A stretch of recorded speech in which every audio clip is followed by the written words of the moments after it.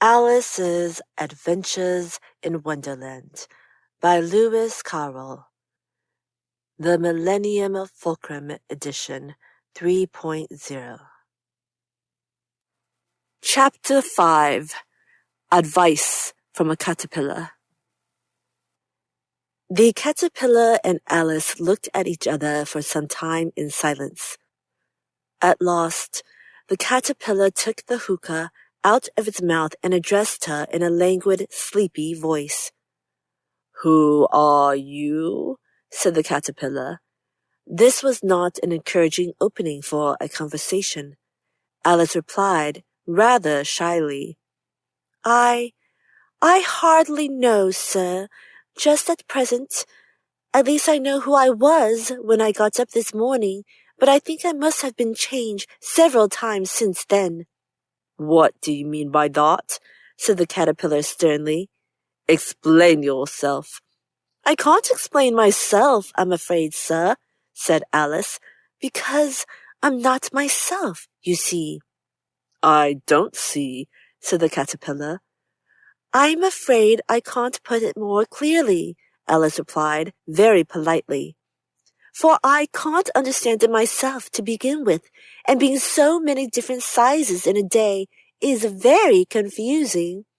"It isn't," said the caterpillar.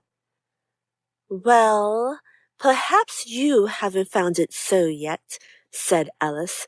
"But when you have to turn into a chrysalis, you will some day, you know, and then after that into a butterfly, I should think you'll feel it's a little queer, won't you?" "Not a bit," said the caterpillar. "Well, perhaps your feelings may be different," said Alice. "All I know is it would feel very queer to me." "You," said the caterpillar contemptuously. "Who are you?" Which brought them back again to the beginning of the conversation. Alice felt a little irritated at the caterpillar's making such very short remarks, and she drew herself up and said, very gravely, "I think you ought to tell me who you are first." "Why?" said the caterpillar. Here was another puzzling question, and as Alice could not think of any good reason, and as the caterpillar seemed to be in a very unpleasant state of mind, she turned away. "Come back," the caterpillar called after her. "I've something important to say." This sounded promising, certainly. Alice turned and came back again. "Keep your temper," said the caterpillar. "Is that all?" said Alice, swallowing down her anger as well as she could. "No," said the caterpillar. Alice thought she might as well wait, as she had nothing else to do, and perhaps, after all, it might tell her something worth hearing. For some minutes it puffed away without speaking, but at last it unfolded its arms, took the hookah out of its mouth again, and said, "So you think you're changed, do you?" "I'm afraid I am, sir," said Alice. "I can't remember things as I used, and I don't keep the same size for 10 minutes together." "Can't remember what things?" said the caterpillar. "Well, I've tried to say, 'How doth the little busy bee?' but it all came different," Alice replied in a very melancholy voice. "Repeat. 'You are old, Father William,'" said the caterpillar. Alice folded her hands and began. "You are old, Father William," the young man said, "and your hair has become very white, and yet you incessantly stand on your head. Do you think at your age it is right?"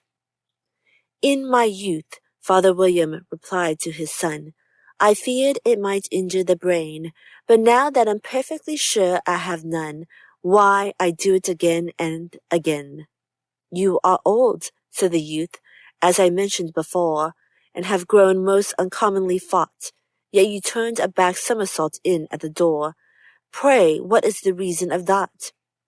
"In my youth," said the sage, as he shook his grey locks, I kept all my limbs very supple by the use of this ointment.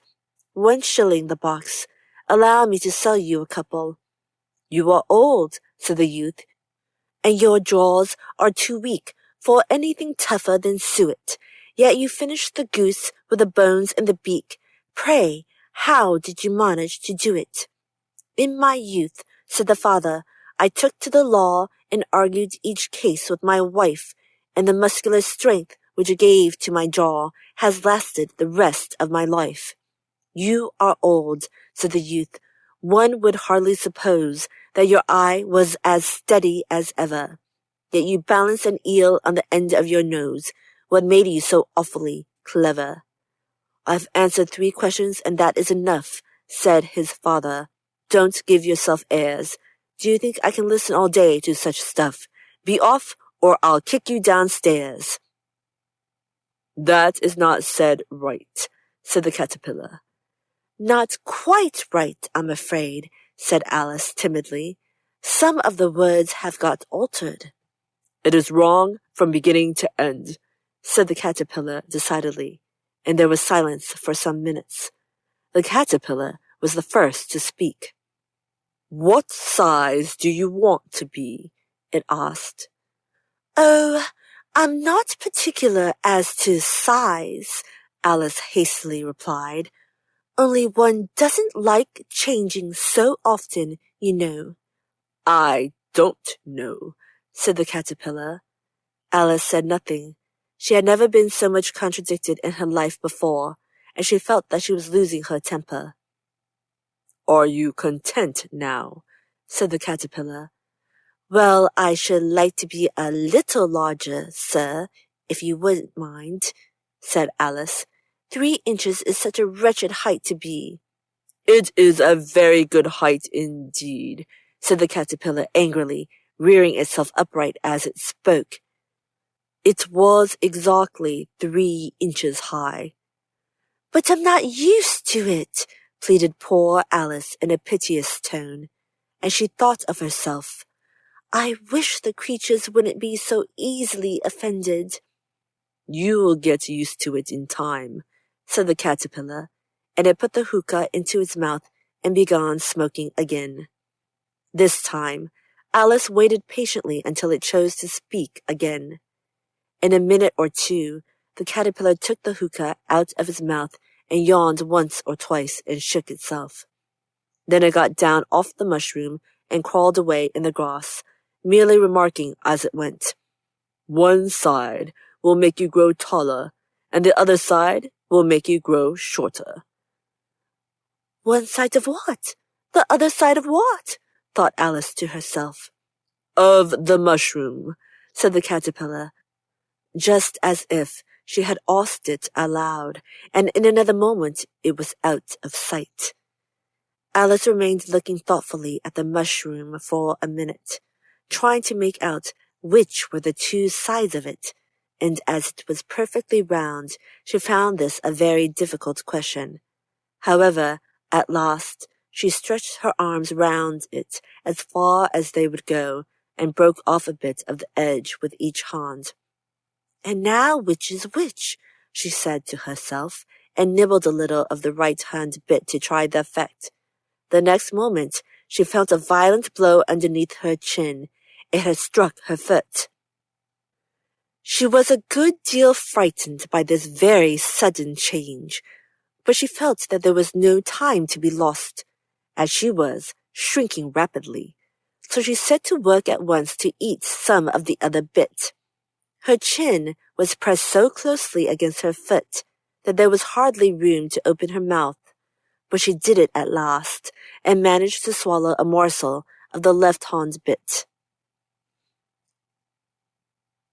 Come, my head's free at last, said Alice, in a tone of delight which changed into alarm in another moment, when she found that her shoulders were nowhere to be found.